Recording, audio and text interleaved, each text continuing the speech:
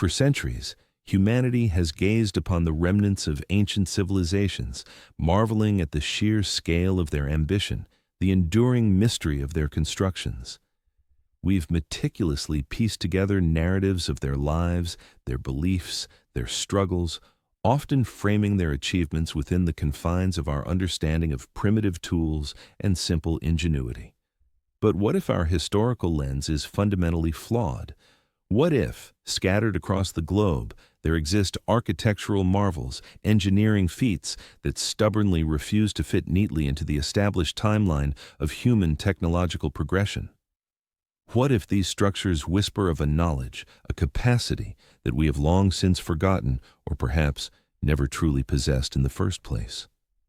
Deep within the high plains of the Bolivian Altiplano, at an altitude that starves the lungs and chills the bone, lies an enigma that challenges the very foundation of our archaeological understanding. Puma Punku.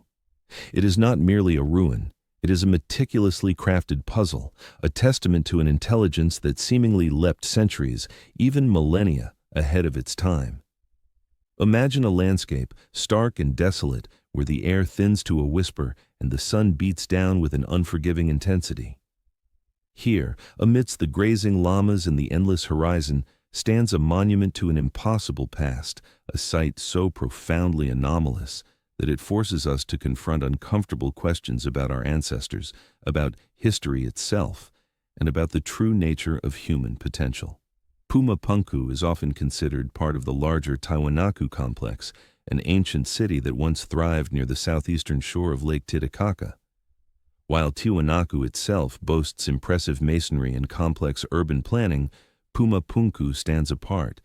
It is a site of unparalleled precision, an assembly of colossal stone blocks that defy explanation by conventional means.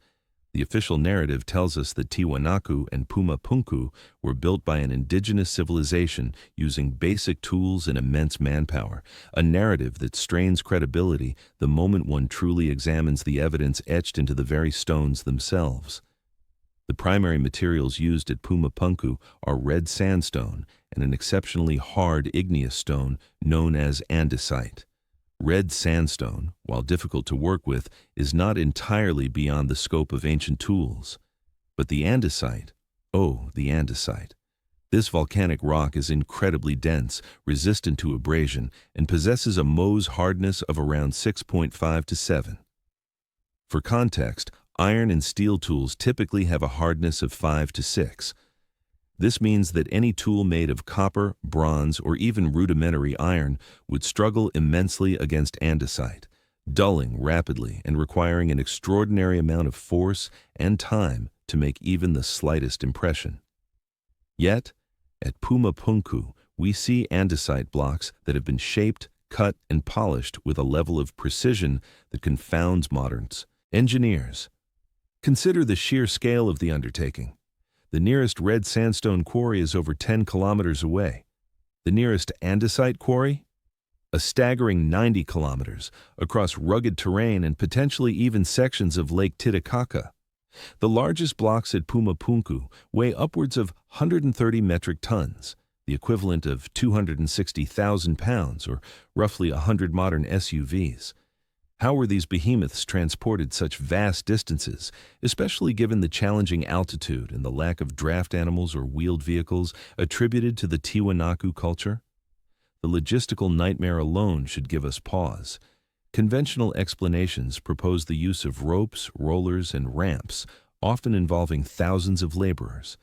But even with such an army, maneuvering and hoisting blocks of this magnitude, let alone positioning them with millimetric accuracy, represents a feat of engineering that would challenge modern machinery, let alone ancient techniques. It is not merely the size and weight of these stones that present a mystery. It is the extraordinary precision of their workmanship. Puma Punku is famous for its intricate interlocking blocks, often referred to as H-blocks due to their distinctive shape. These aren't crude, roughly hewn stones stacked one atop another. These are standardized modular components, manufactured with an almost identical configuration, designed to slot together with such exactitude that a sheet of paper cannot be slipped between their surfaces. Imagine trying to achieve this level of uniformity across hundreds, perhaps thousands, of massive stone units using only hammers, chisels, and sand abrasives. The idea beggars belief. The cuts themselves are perhaps the most compelling evidence against the primitive tools hypothesis. We observe perfectly straight lines, razor-sharp internal and external angles, and astonishingly flat surfaces that look as if they were machined by laser. Some blocks feature perfectly parallel grooves, only a few millimeters wide, running for meters across the stone face. Others display perfectly circular drill holes, often with uniform diameters and depths, indicating rotary motion. There are L-shaped and T-shaped cuts, some with internal angles so precise they suggest the use of protractors and squares, tools not typically associated with a civilization working with Stone Age technology. How does one achieve a perfect, crisp, internal 90-degree corner in hard andesite using a stone hammer? The very nature of percussive or abrasive work with primitive tools tends to produce rounded edges and uneven surfaces. Yet, at Puma Punku, the corners are frequently sharp enough to cut oneself on. Then there are the unusual features that seem to serve no obvious structural or decorative purpose, but speak volumes about the technology used. Many blocks exhibit perfectly uniform, deep channels or slots, often with a consistent width and depth throughout their entire length. Some of these slots are so narrow that a human hand could barely fit, yet their internal surfaces are as smooth and flat as if planed by machine. What kind of ancient tool, powered only by human muscle, could achieve such consistent and precise cuts in incredibly hard stone, especially when working within such confined spaces? The very thought of it strains the imagination. The archaeological consensus posits that these stones were shaped through a laborious process of hammering, pecking, and grinding with harder stones, possibly quartz or basalt, and then polished with sand and water. While this method can certainly shape stone, it is inherently imprecise. It leaves behind characteristic marks, irregular surfaces, rounded edges, and variations in depth and width.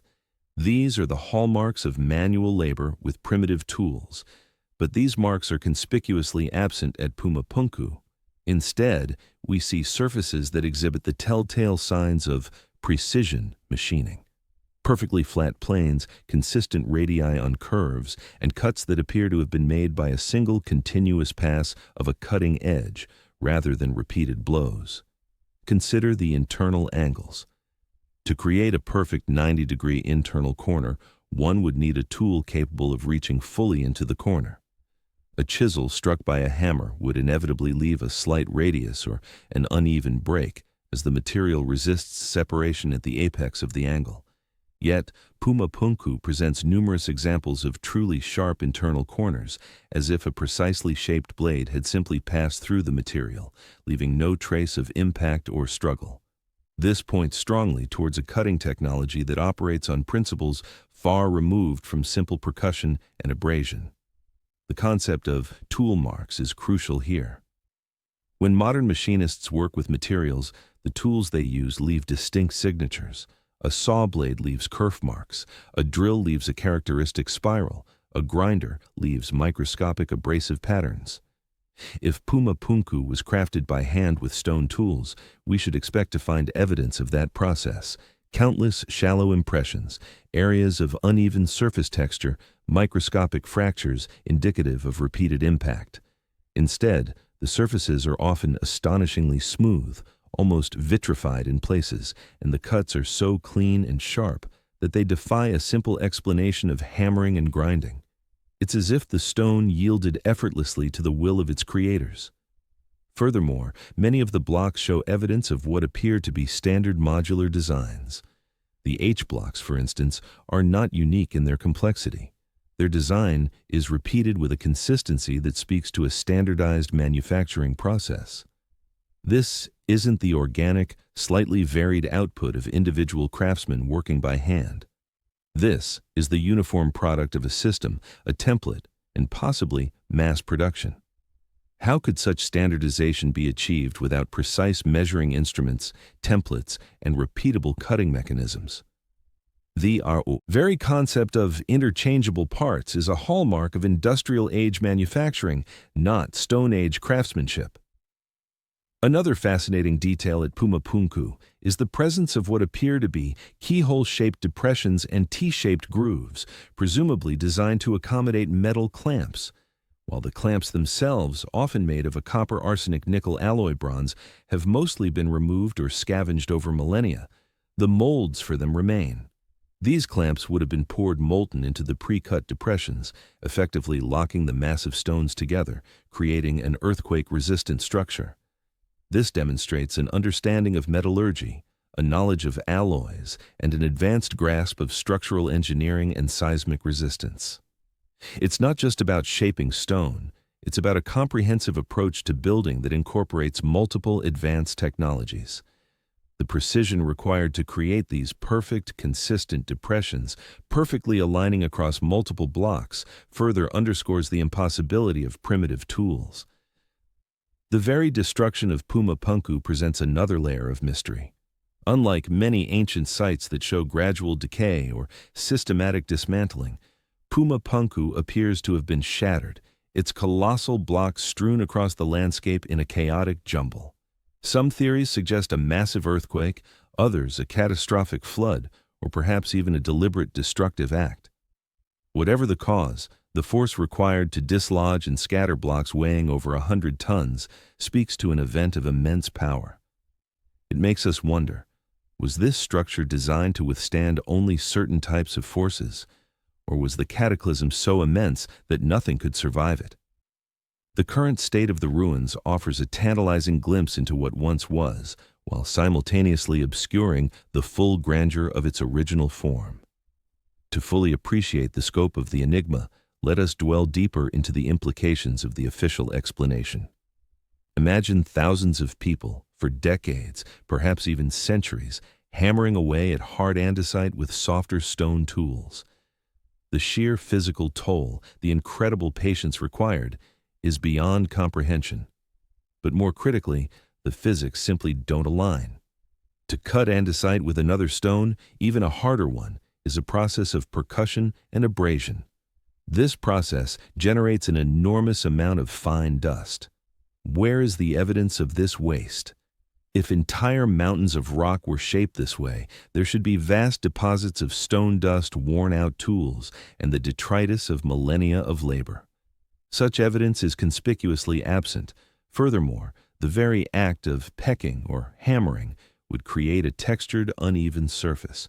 Even with subsequent grinding and polishing using sand and water, achieving the mirror-like flatness and precision seen on many Puma Punku blocks is incredibly difficult, if not impossible, without a level of sustained uniform pressure and motion that suggests mechanical assistance. The surfaces exhibit an almost unnatural smoothness, a flatness that often deviates by less than a millimeter over several meters. This is not the work of hand-rubbing. This is the result of highly controlled, uniform abrasion, likely achieved with large, flat grinding surfaces that could only be operated with significant mechanical power. Consider also the weight and movement. Modern construction companies use cranes, bulldozers, and specialized heavy lifting equipment to move and place stones of 100 tons. The idea that a civilization without the wheel, without metal tools capable of cutting andesite, without advanced mathematics, could quarry, transport 90 kilometers, and then precisely position hundreds of such blocks, often with intricate interlocking features, into a complex architectural design, is frankly astounding. It asks us to believe in a level of human ingenuity and physical endurance that defies all other known examples from that era. This leads us inevitably to the central question: if not primitive tools and manual labor, then what? What technology would be required to achieve such precision, scale, and hardness in stone? The answer, however speculative, points towards something far more advanced than anything we attribute to the ancient Tiwanaku people. One possibility is the use of advanced cutting and drilling techniques. Imagine a tool that doesn't rely on brute force and impact, but rather on high-frequency vibration, perhaps ultrasonic sound waves.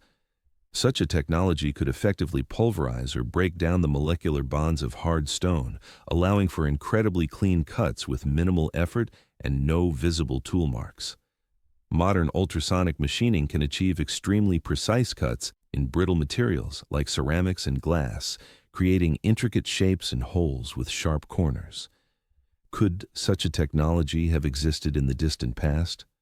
The smooth, almost polished interior surfaces of some cuts, combined with the lack of abrasive residue, are eerily consistent with what one might expect from ultrasonic cutting. Another tantalizing possibility is the use of some form of directed energy, perhaps even rudimentary lasers. While this sounds like science fiction, the almost vitrified appearance of some stone surfaces, particularly within certain cuts, raises questions. Laser cutting heats the material to extreme temperatures, often leaving a smooth, slightly glazed edge. While there's no direct evidence of such scorching at Puma Punku, the anomalous nature of the cuts warrants consideration of even the most unconventional theories. The ability to vaporize or melt stone would explain the effortless precision and clean edges. And then there is the question of precision measurement. To achieve such uniform H-blocks and interlocking components, a precise system of measurement and calibration would be necessary. This implies advanced mathematics, geometry, and possibly instruments capable of measuring angles, distances, and flatness with extreme accuracy. While the Tiwanaku culture had a developed understanding of astronomy, the level of engineering precision displayed at Puma Punku far exceeds what we typically associate with their known scientific capabilities. Did they possess knowledge of advanced geometry that allowed them to blueprint these structures with incredible accuracy before a single stone was cut?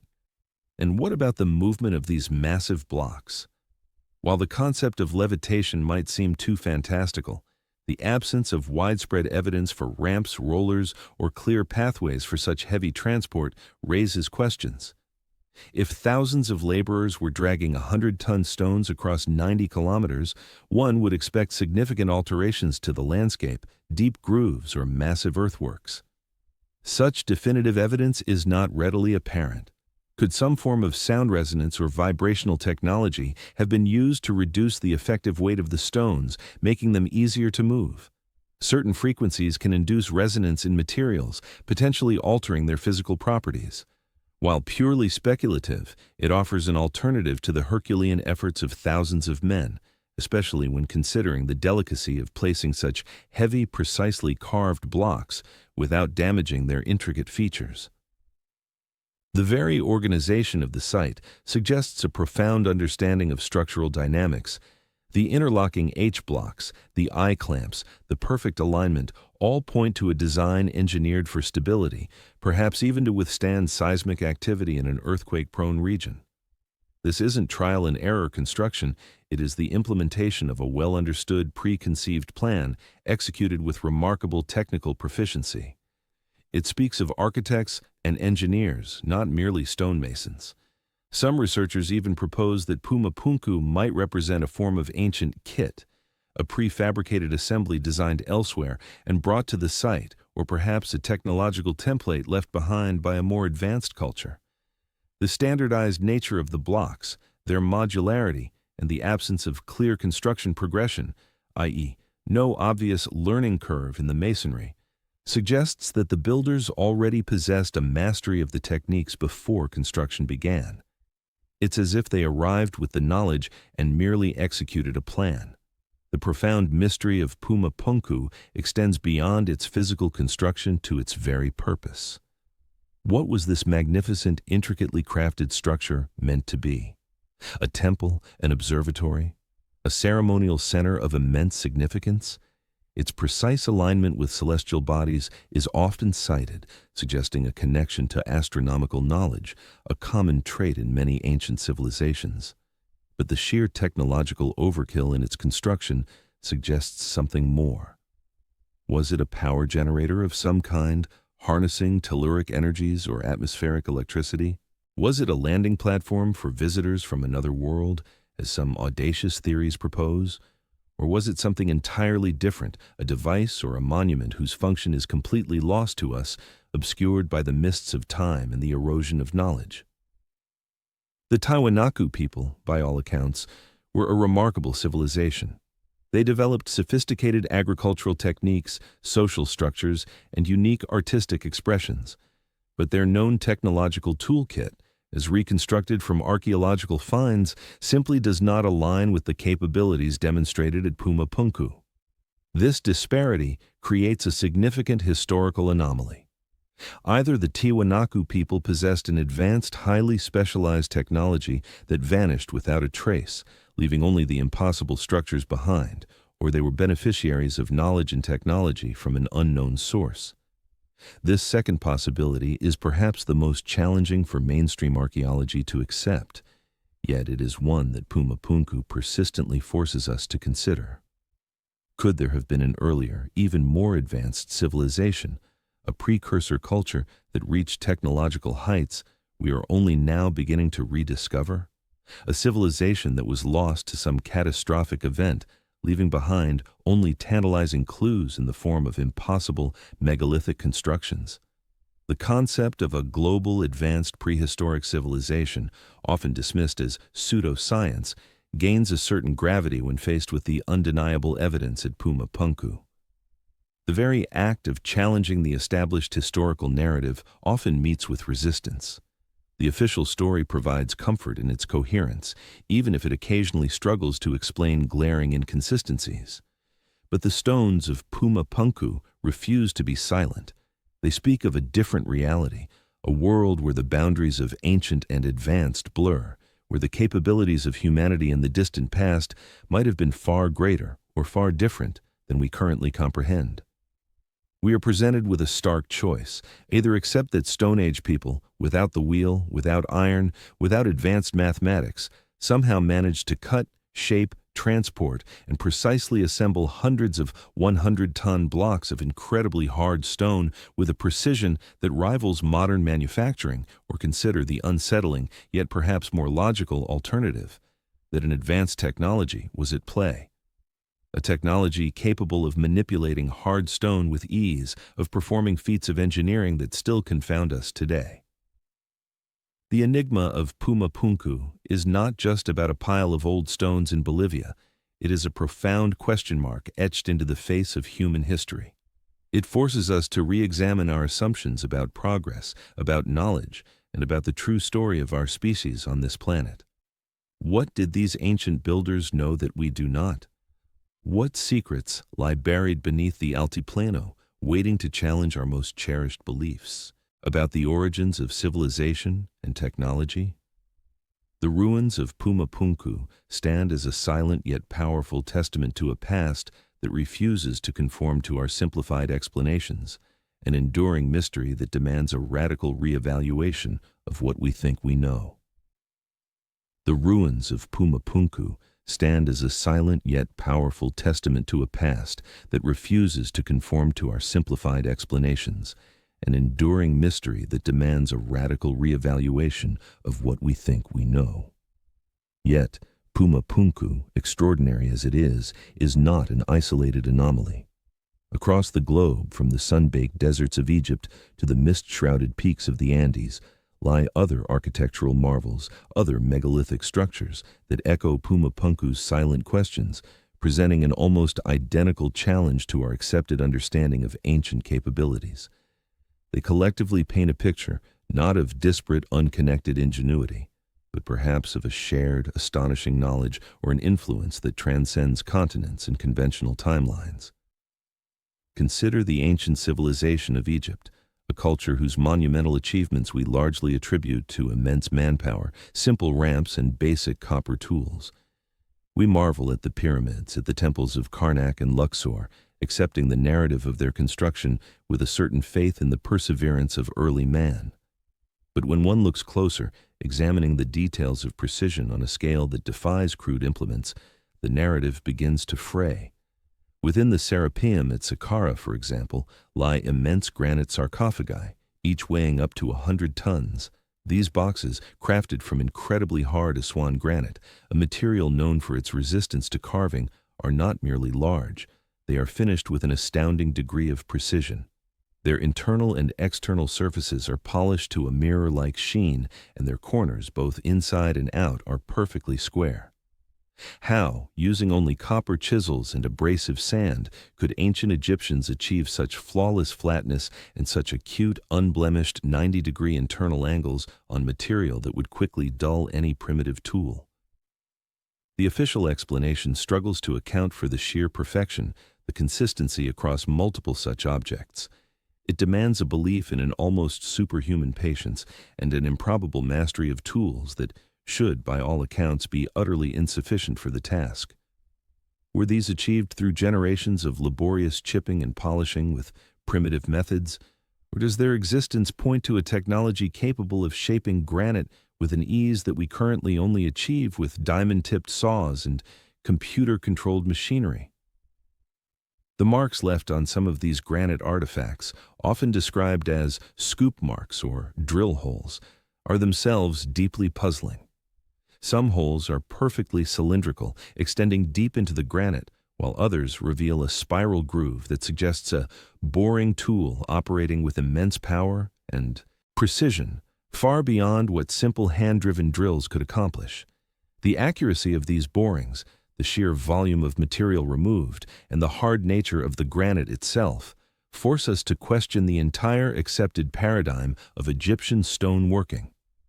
Could these not be the work of primitive artisans, but the remnants of a highly sophisticated, lost method of drilling and cutting, perhaps utilizing rotational forces or vibrations that we no longer understand? The very idea challenges our comfortable view of ancient Egypt as a civilization confined to its historical technological boundaries. Moving northward to the ancient site of Baalbek in modern-day Lebanon, another astonishing display of megalithic construction demands our attention. Here, at the platform of the Temple of Jupiter, lie some of the largest hewn stones ever incorporated into a human-made structure. The famed trilithon consists of 3 massive limestone blocks, each weighing an estimated 800 to 1,000 tons. To put this into perspective, a modern locomotive weighs around 200 tons. We are speaking of stones the size of small buildings, precision-fitted into a foundation over 20 feet above ground level. Even more incredible, in a nearby quarry lies the Stone of the South, also known as the Hajar al-Hibla, or Stone of the Pregnant Woman, a single block of limestone weighing an estimated 200 to 2,500 tons. This monolithic giant, if it were to be extracted and moved, would be the heaviest stone ever handled by humanity. The official explanation often involves thousands of slaves, ropes, rollers, and earthen ramps. But how do you move a 1,000-ton block uphill, 20 feet into position, with such precision that the joints are almost invisible, leaving barely enough room for a razor blade to pass? The logistics of such an operation, even with an army of laborers, strain the limits of credibility. The sheer friction involved, the strength of any rope or timber, the stability of any ramp, all become insurmountable challenges when confronting weights of this magnitude. Is it possible that the ancients possessed a method for reducing the effective weight of these stones, or for generating a force far beyond conventional human and animal power? The technology required to quarry, transport, and perfectly place such enormous stones remains profoundly unexplained by conventional archaeology. Baalbek does not simply ask how they lifted them, but how they even conceived of moving such impossible weights, suggesting a complete re-evaluation of the engineering prowess available in the distant past. It implies a mastery over fundamental physics, perhaps even anti-gravity or sonic levitation, that we, with all our modern cranes and heavy machinery, still struggle to replicate for such enormous loads.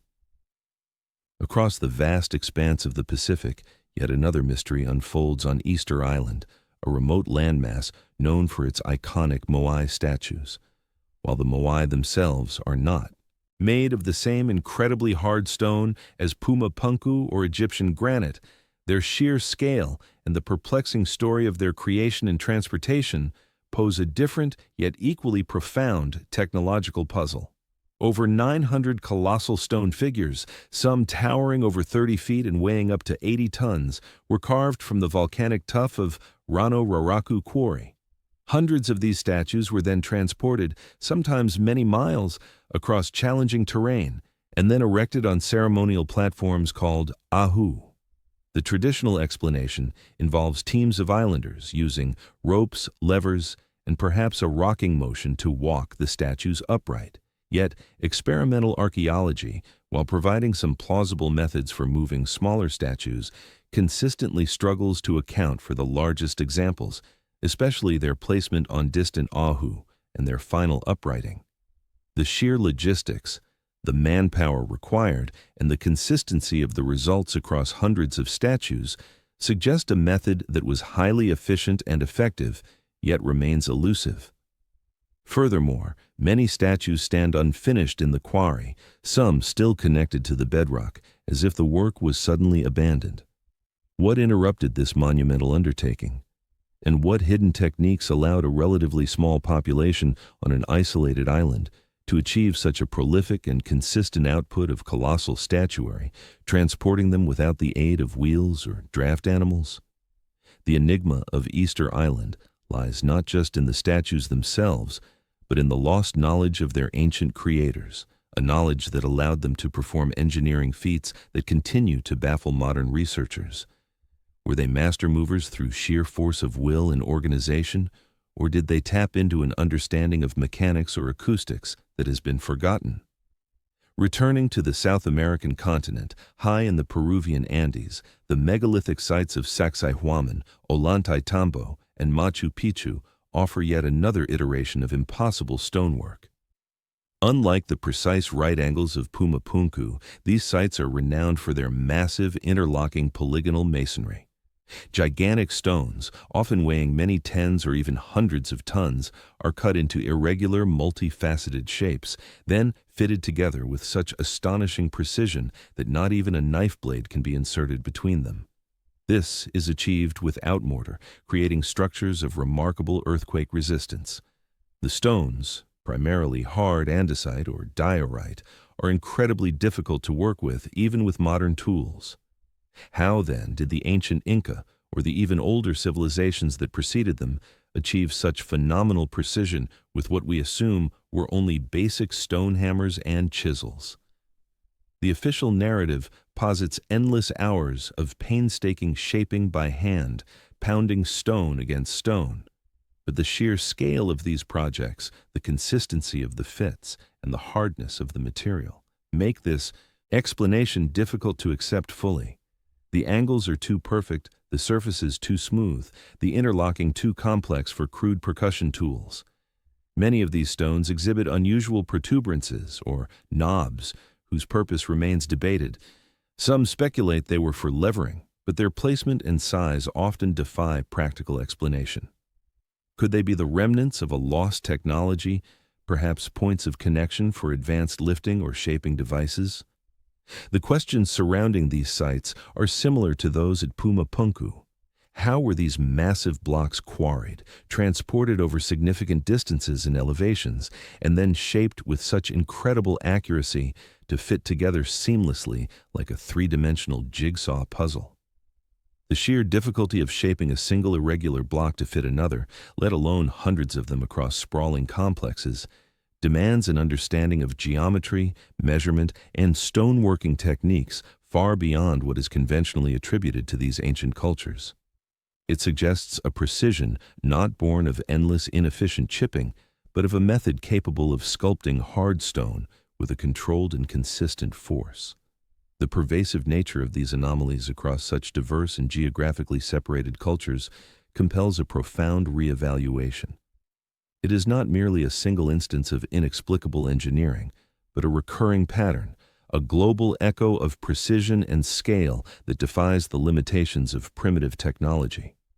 Whether it is the hard granite of Egypt, the colossal limestone of Baalbek, the multi-ton andesite of the Andes, or the intricate cuts of Puma Punku, the underlying mystery remains the same. How was such work accomplished without the tools and knowledge we deem essential today? The very idea that Stone Age or Bronze Age civilizations could consistently achieve such feats with copper chisels, sand, and brute force becomes less tenable with each new discovery, with each closer examination of the evidence. We are presented with a choice. Either accept a historical narrative that is replete with glaring inconsistencies and relies on improbable explanations for monumental achievements, or open our minds to the unsettling, yet perhaps more logical, possibility of a lost global technology, or at least a highly advanced understanding of materials and mechanics that has been erased from our historical records. What if there existed, in the dim reaches of prehistory, a civilization or a shared body of knowledge capable of manipulating stone not through brute force and crude instruments, but through principles we have yet to rediscover? Could they have understood the resonant frequencies of stone, using sound or vibration to make material brittle or malleable, allowing for effortless cutting and shaping? The idea, while speculative, is not entirely without modern parallel. Ultrasonic cutting and vibratory tools exist today, albeit on a smaller scale. Or perhaps they possessed a form of geopolymer technology, transforming rock dust into a porable, moldable material that hardened into stone, explaining the seamless fits and unusual material compositions in some structures. While analyses of Puma Punku stone generally confirm its natural origin, the precise shaping still demands a powerful yet delicate intervention. The uniformity of the H-blocks, for instance, could be more easily explained by a molding process or a template-based cutting system, rather than individual hand carving. The very notion challenges our conception of natural stone and construction. Then there is the perplexing question of the sheer scale and speed that would have been required for these projects. To build the Great Pyramid, for instance, within the accepted timeline, would necessitate placing an astonishing number of massive blocks every day, day and night, for decades. To quarry, transport, and precisely fit the tens of thousands of polygonal stones at Sacsayhuaman or the hundreds of intricate blocks at Puma Punku suggests an industrial-scale operation, not a cottage industry of artisans. This implies not just advanced tools, but also advanced planning, logistics, and a sophisticated societal organization capable of sustaining such immense long-term undertakings. The sheer efficiency demanded by these projects pushes the boundaries of what is achievable with basic human labor alone. It hints at a level of technological and managerial sophistication that is routinely dismissed when discussing the ancient world.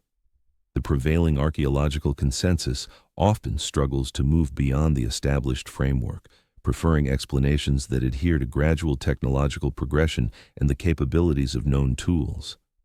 To admit the possibility of a lost advanced technology or even a different understanding of physics would necessitate a rewriting of countless history books, a profound shift in our understanding of humanity's past.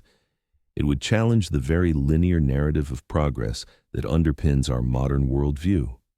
Yet, the stones themselves, with their impossible precision, their immense weight, and their enigmatic marks, offer a persistent, silent counter-narrative. They are physical data points that refuse to fit into the conventional graph of human development. The presence of these global enigmas suggests several unsettling possibilities. Did a single, advanced civilization once span the globe, sharing its technological knowledge before being lost to some catastrophic event, leaving only these scattered remnants? Or did multiple independent cultures at various times somehow attain a level of technological mastery that subsequently vanished, perhaps due to environmental collapse, war, or simply the cyclical nature of knowledge and forgetting? The latter seems less probable given the striking similarities in the challenges these sites present, despite their geographical and cultural differences. The precise cuts, the handling of massive weights, the working of hard stone. These are common threads woven through the fabric of these ancient mysteries. It points not to convergent evolution of crude methods, but perhaps to a common source of inspiration or a shared higher understanding. What if our current understanding of physics, of materials science, of engineering is simply incomplete? What if these ancient builders tapped into principles that we are only now beginning to glimpse at the fringes of our scientific exploration? The idea that ancient wisdom might embody a scientific understanding equal to, or even surpassing, our own in certain domains is a concept that shakes the foundations of our intellectual arrogance. It forces us to confront the possibility that knowledge is not always a unidirectional path of ever-increasing enlightenment, but perhaps a cyclical journey, with periods of profound insight followed by eras of forgetting. The enigma of Puma Punku, therefore, is not an isolated curiosity. It is a portal, a key that unlocks a global network of similar perplexing sites. Each stone, each impossible cut, each monumental structure across the world serves as a piece of a larger puzzle, demanding that we look beyond the convenient explanations and conventional wisdom. These sites are not merely ancient ruins, they are questions cast in stone, challenging us to reevaluate who we were, what we were capable of, and what stories lie hidden beneath the dust of time, waiting to be rediscovered. They are a call to intellectual humility, an invitation to consider a past far richer, far more technologically sophisticated, and far more mysterious than we have ever dared to imagine. The stones stand, silent witnesses to a forgotten era, forever asking us to consider the radical yet compelling alternative. That an advanced technology, capable of shaping and moving mountains of stone with effortless precision, once graced this planet, leaving its indelible mark upon the very face of history.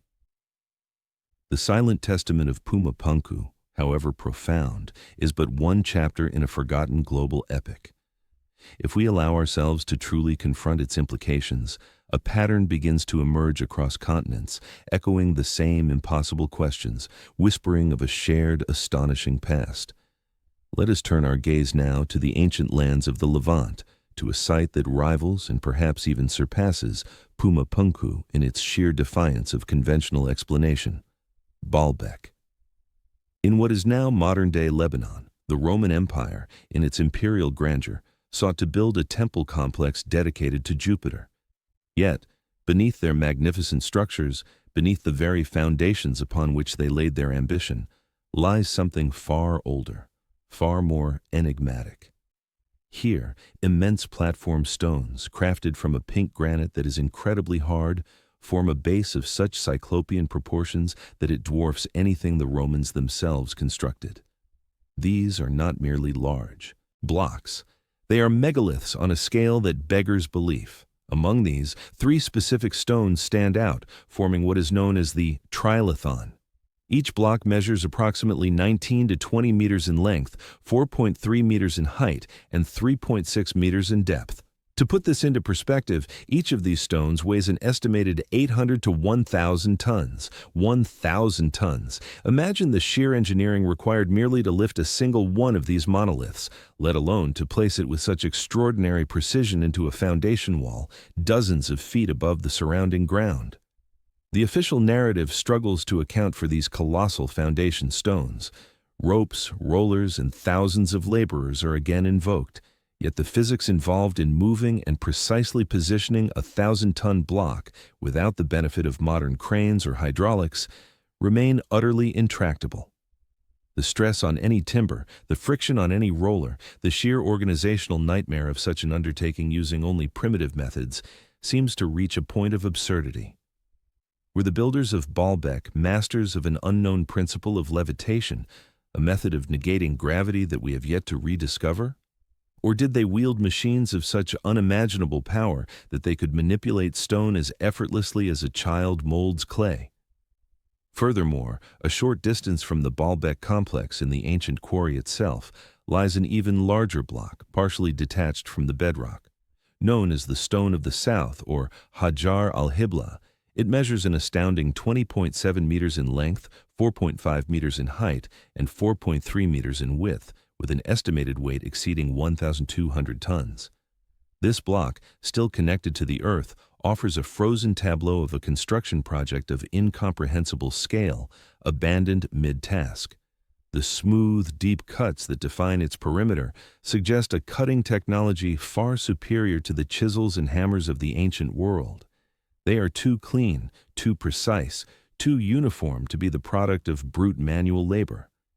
What kind of tools were employed to carve such a behemoth from the living rock?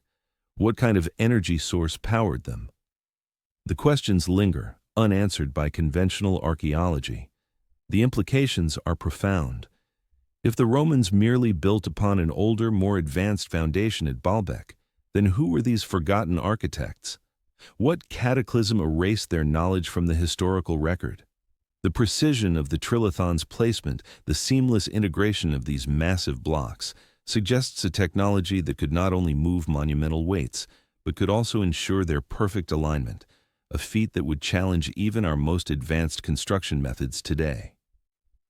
This is not merely skilled craftsmanship.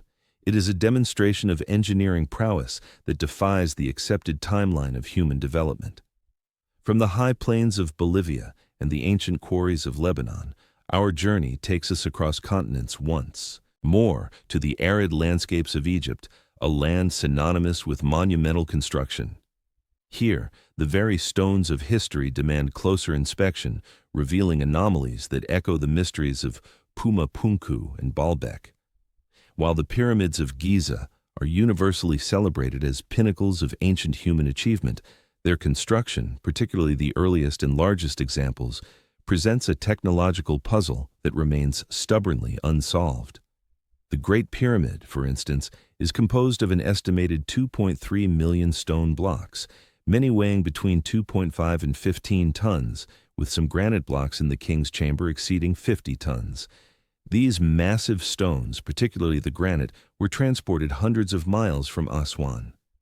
How were these millions of blocks quarried, precisely shaped, transported, and then lifted to incredible heights, all within the span of a few decades, using only copper tools and human labor? The accepted explanation of ramps, levers, and immense manpower, while plausible for smaller constructions, strains credulity when applied to the scale and precision evident at Giza. Consider the casing stones that once clad the exterior of the Great Pyramid, polished white limestone blocks fitted with such astonishing accuracy that the joints were almost invisible, often cited as being as fine as a razor blade's edge.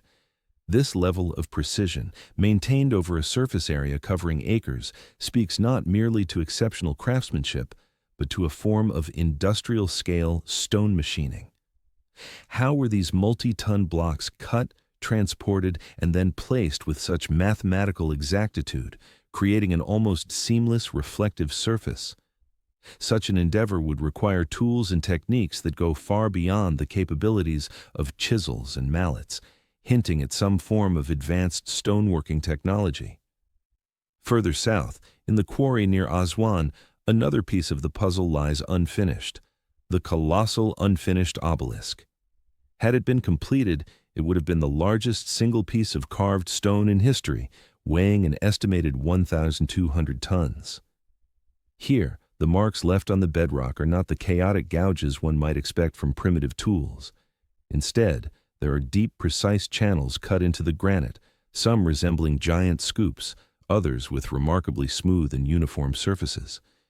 Traditional archaeology suggests the use of dolerite pounders and sand abrasives, a method that would be excruciatingly slow and produce far less uniform results on such hard stone.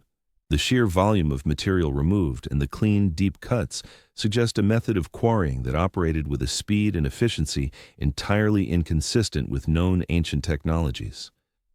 Were these cuts made by a high-power energy tool, perhaps a sonic cutter or a thermal lance, capable of pulverizing or melting the granite with ease? The evidence, etched into the very rock, compels us to consider such possibilities. And then there's the enigmatic Osirian at Abydos, a structure often overshadowed by the more famous temples, yet one that presents an equally profound challenge to established history. Buried deep beneath the ground, constructed from colossal blocks of red granite in a style remarkably different from other ancient Egyptian architecture, the Osirian's Cyclopean masonry appears to be far older than the surrounding structures. Its massive stone walls, weighing many hundreds of tons each, are fitted together without mortar in a style reminiscent of both Baalbek and Puma Punku. It features a central island surrounded by a water channel, its purpose still debated. The sheer scale of its construction, the depth at which it was built, and the distinct stylistic differences strongly suggest it predates dynastic Egypt by millennia. Could the Osirian be a relic of an even earlier civilization, one that possessed the same forgotten stoneworking capabilities hinted at in other global sites. The consistent presence of impossible cuts, the inexplicable movement of gargantuan blocks, and the persistent precision across these disparate cultures and locations begin to weave a tapestry of shared, unexplained phenomena. It forces us to ask, is this merely a series of coincidences, or are we witnessing the fingerprints of a common advanced technological lineage that has been erased from our textbooks? From the deserts of Egypt, we journey across the vast Pacific to the heart of the Andes, where the ancient Incas built their awe-inspiring cities amidst precipitous mountain peaks. Yet, even here, in the heart of what we attribute to the Inca Empire, there are structures that defy their known capabilities, echoing the sophisticated stonework of Puma Punku. One such place is Sacsayhuaman, a massive fortress temple complex perched high above Cusco, Peru. Sacsayhuaman is a marvel of engineering, its cyclopean walls constructed from colossal multifaceted blocks of stone, some weighing over 100 tons, intricately interlocking like pieces of a giant, impossible puzzle. These stones, many with curved edges and multiple angles, fit together with such astounding precision that not even a knife blade can be inserted between them, and all of this achieved without the use of mortar. The sheer complexity of these joints, across such an immense scale, is truly breathtaking. How were these irregular convex and concave surfaces carved with such mathematical exactitude from incredibly hard stone and then fitted together perfectly? The official explanation, again, points to a laborious process of hand carving with harder stones, and then the slow, arduous task of grinding and fitting. But this explanation falls short in the face of the actual evidence. The sheer volume of material removed to achieve these complex contours, the perfect internal and external angles, and the flawless fit over thousands of individual blocks suggests a process far more efficient and precise than simple abrasion. Were these stones shaped by some form of plasma cutter or a directed energy tool that could melt and mold rock with surgical precision? The way the stones sometimes appear to flow into one another, almost as if they were soft at the time of their placement, adds another layer to the mystery. Furthermore, the quarry for many of these colossal blocks was several kilometers away and often situated at a lower elevation than Sacsayhuaman itself. The logistics of transporting multi-ton, intricately shaped stones up steep inclines over difficult terrain, and then hoisting them into precise positions within a complex nonlinear wall, beggars belief when considering the technological limitations attributed to the Inca. No evidence exists of the colossal ramps, rollers, or massive labor forces that would be required for such an undertaking. Instead, we are left with silent stones, perfectly fitted, defying all reasonable explanation. Another testament to this lost technology in the Andes is found at Ollantaytambo, a sacred valley complex that also served as a fortress. Here, massive blocks of reddish-pink porphyry, some weighing in excess of 50 tons, form impressive walls and terraces. These stones were quarried from a site on the opposite side of the Urubamba River, high up a mountainside. The challenges of transporting these gargantuan blocks across a raging river, then up another steep mountainside, would be immense even with modern equipment. Yet, they were moved, some unfinished blocks still littering the path, silent witnesses to an interrupted construction. The precision of the cuts at Ollantaytambo is equally perplexing. Some blocks feature protrusions, often called bosses or nibs, the purpose of which is unknown. More importantly, the surfaces of these blocks display incredibly flat planes and sharp, crisp edges that would be exceedingly difficult to achieve with simple stone tools. The sheer scale of the stone cutting, the flawless right angles, and the consistent level of finish across such hard material points again to a lost art or an unknown machine. What process could produce such results so efficiently? The pattern is undeniable, from the multi-ton interlocking blocks of Puma Punku to the 1,000-ton foundations of Baalbek to the perfectly joined casing stones of Giza, to the cyclopean polygons of Sacsayhuaman and Ollantaytambo. We see a recurring theme, the manipulation of massive stones with a precision and scale that defies conventional archaeological explanations. These are not isolated anomalies. They are interconnected nodes in a global network of impossible architecture, each site challenging our understanding of ancient human capabilities. The uniformity of these challenges across such diverse cultures and geographic locations suggests that the problem is not with the ingenuity of ancient peoples, but with our own limited perception of their technological potential. Are we too quick to dismiss the whispers of ancient myths that speak of sky gods, of beings who could move mountains with their minds, or of forgotten machines powered by energies we barely comprehend? Perhaps these myths are not mere flights of fancy, but distorted echoes of a technologically advanced past, passed down through generations, their true meaning obscured by the passage of time and the erosion of collective memory. The sheer difficulty of explaining these phenomena within the accepted paradigm forces us to consider a radical alternative: that a highly advanced civilization, perhaps even predating our current understanding of humanity's timeline, once existed on Earth. A civilization that mastered not only the art of working stone on an epic scale, but also possessed a deep understanding of physics, energy, and material science that allowed them to achieve feats we can only dream of. What happened to this civilization? Why did their knowledge disappear? Was it a cataclysmic natural event, a deliberate act of destruction, or simply a gradual decline and loss of information over millennia? The answers, if they exist, are hidden deep within the earth, beneath the oceans, and within the very stones these unknown architects left behind. Each precisely cut surface, each perfectly joined megalith, is not just a relic. It is a question mark, a challenge to our assumptions, a doorway to a past that may hold the key to our own future understanding of technology and our place in the grand tapestry of existence.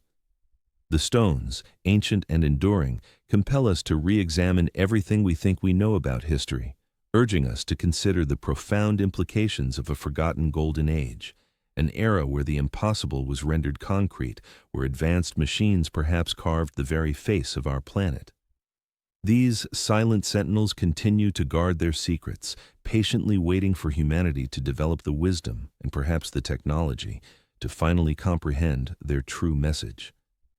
The inherent paradox presented by Puma Punku, and indeed by many other ancient sites, is not merely one of scale, but of profound precision. It is not simply that massive blocks were moved and shaped, but how they were shaped, with an accuracy that rivals and in some cases surpasses our most advanced modern capabilities. Consider the H-blocks, for instance, at Puma Punku. These intricately cut stones, resembling giant interlocking puzzle pieces, display internal and external angles so perfect, so precisely mirrored across multiple facets, that they suggest a mastery of geometry and stonework utterly alien to the rudimentary tools attributed to the Tiwanaku people. The concept of cutting such hard andeanite and diorite with crude sand, simple mallets, and soft copper chisels seems ludicrous when confronted with these crystalline structures. How does one achieve a perfectly flat mirror-smooth surface on granite, followed by a precisely angled cut to within a fraction of a millimeter, using only manual labor and basic implements? The answer, many observers now believe, lies not in human brawn alone, but in forgotten mechanical advantage, in methodologies that transcend our conventional historical narratives. Imagine a technology capable of not merely abrading stone, but perhaps liquefying its surface temporarily, allowing for effortless shaping before it resolidifies. Or consider tools that utilized high-frequency sonic vibrations, capable of breaking molecular bonds with such precision that rock could be sculpted like clay or putty. What if these ancient builders possessed devices that generated focused energy fields, creating cuts akin to modern laser or plasma technology, but on a grander, more robust scale, designed to carve enduring monuments rather than ephemeral industrial parts? These are not mere flights of fancy born of science fiction. They are serious questions compelled by the physical evidence itself, by the undeniable fact that the stones speak of an ability that current archaeological dogma struggles profoundly to reconcile. The conspicuous absence of tool, marks consistent with primitive methods, coupled with the impossible perfection of the cuts, demands a radical reevaluation of the means employed. Further, consider the concept of interlocking masonry, perfected to an art form not only at Puma Punku, but also at sites like Sacsayhuaman and Ollantaytambo in Peru. Stones weighing many tons are fitted together so tightly without any mortar whatsoever that a razor blade often cannot be inserted between their surfaces. This is not simply a testament to immense patience, it is irrefutable evidence of an advanced engineering principle that ensured structural integrity against violent earthquakes and the relentless ravages of time. But how do you achieve such an impeccable fit with irregular, multifaceted blocks of immense weight? It implies not only an extraordinary understanding of material stress and structural dynamics, but also the unparalleled ability to manipulate these gargantuan elements with an exactitude that borders on the truly impossible. Were these builders utilizing sophisticated surveying equipment, precise measurement tools, and perhaps even some form of automated placement system? The sheer scale and complexity point decisively away from human-powered ropes and levers alone. The profound implications of this ripple outwards. If advanced machinery was undeniably at play, what powered it? What was its energy source? Such a capacity points to a civilization that understood not just mechanics, but perhaps harnessed geothermal energy or atmospheric electricity, or even fundamental principles of electromagnetism that we are only now beginning to grasp at the very fringes of our scientific exploration. Such a civilization would undoubtedly have left behind a far more sophisticated technological footprint than simple pottery shards and agricultural terraces. Yet, for Puma Punku and for many of these other enigmatic sites, the missing link of the technology itself is precisely what confounds and frustrates us. It is as if only the most robust, the most impossible to destroy outputs of their engineering have survived, while the tools and the invaluable knowledge that created them have been utterly erased, either by the merciless march of time, by cataclysmic events, or by a deliberate act of suppression or forgetting. This leads us to a profound philosophical precipice. If such a civilization once existed, possessing technology we would unequivocally consider futuristic, what does that say about our own perceived linearity of progress? Are we merely rediscovering fragments of a long-lost science, echoes of a forgotten era? Could the persistent myths and legends of gods descending from the heavens, or culture heroes bringing advanced knowledge, be faint, distorted echoes of real historical events, misinterpreted through the filter of less technologically advanced cultures?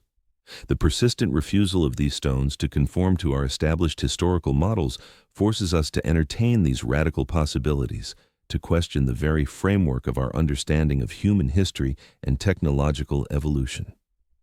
Puma Punku stands as a silent, formidable testament to a forgotten epoch, a time when the boundaries of the possible were perhaps dramatically different from what we now believe.